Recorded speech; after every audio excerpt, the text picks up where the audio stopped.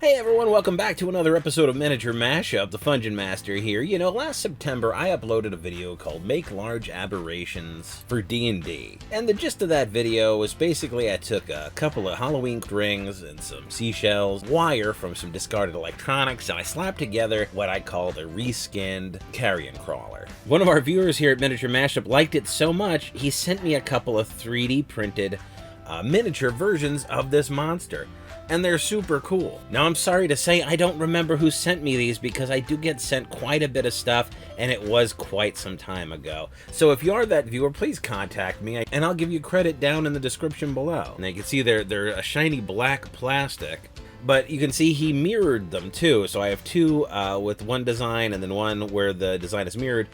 But like I do with everything now, I wash them before I do any work with them. So I take these with a little detergent, put them in the sink, a little warm water and a toothbrush, and I just give them a good scrub. I know there's no releasing agent on these, but again, I've never worked with 3D printed miniatures, so washing just seems to be a good habit to pick up.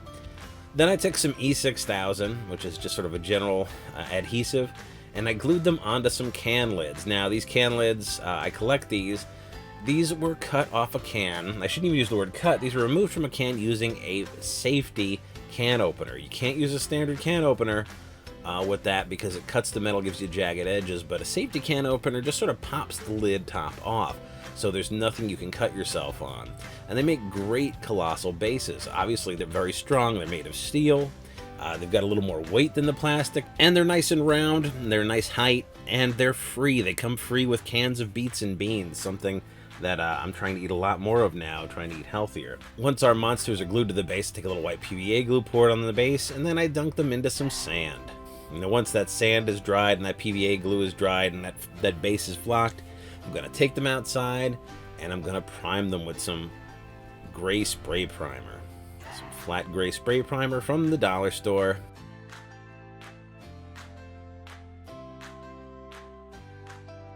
And then I'm gonna lay in a shadow. So I've decided to go with green and purple.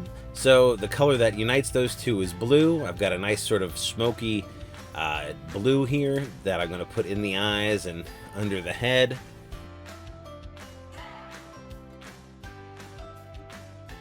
And then we're just going to start applying our base coats. Now I'm going to color them somewhat similarly to the original monsters. So I am going to go with a green for the tentacles and the skull itself.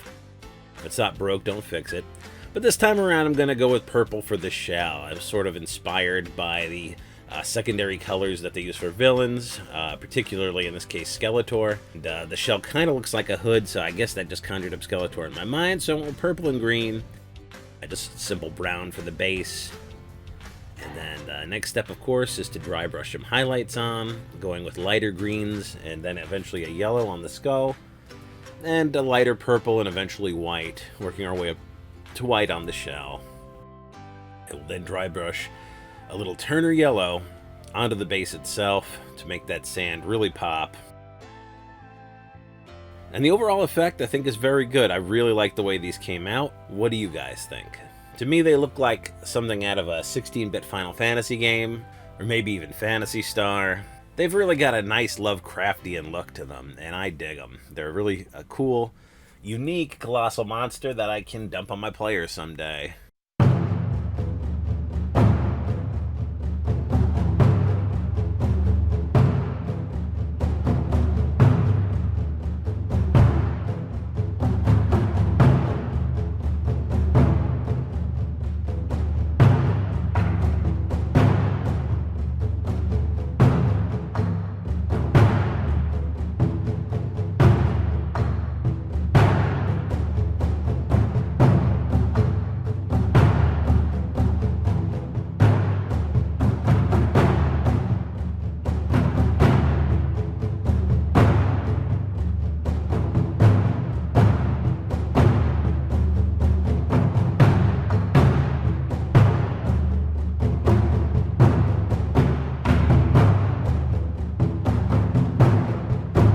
For you, faithful viewer, if you've liked this cartoon, please like and subscribe to the channel. Consider visiting us on Facebook or making a donation to my GoFundMe campaign. The links for both of those are in the description below. As always, thanks for watching.